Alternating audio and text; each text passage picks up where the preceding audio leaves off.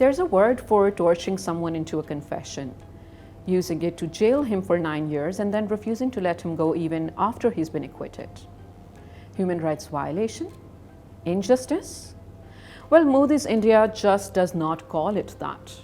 This is the story of a Sikh rights activist and British national, Jagtar Singh Johal, who 9 years ago, days after his wedding in Punjab, was grabbed off the street by hooded police officers. He vanished for 10 days, and in that time he was electrocuted, forced into stress positions and threatened with being burned alive until he signed a confession. He didn't know that one confession will become the backbone of 9 separate terrorism cases against him. Consequently, he endured torture for years, but things started looking up when he got a court hearing last March. A Punjab court acquitted him outright, saying that prosecutors had miserably failed to produce a single piece of reliable evidence. 9 years and nothing. So he should be free, right? He's still behind bars.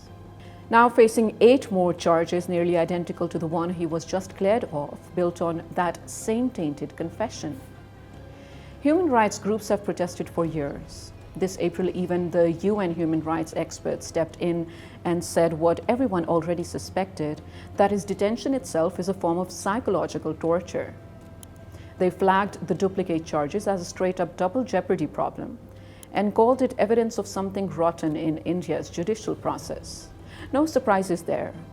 India has not responded, has not investigated the torture claims. It's the same pattern we've seen before in case of minorities in India since BJP has been in power. Look at the Kashmiri leader Yasin Malik, jailed under the same kind of anti-terror law on evidence that barely holds up to scrutiny. And as for Britain, lawmakers have expressed concern and say they've raised Johal's case with Indian authorities, but those efforts have yet to secure his release. The Indian state machinery continues to rely on colonial-era police tactics to systematically crush peaceful dissent and silence anyone documenting alleged historical state atrocities against the Sikh community. When a confession outlives the evidence, it's no longer just one man's case. It's a test of the rule of law itself.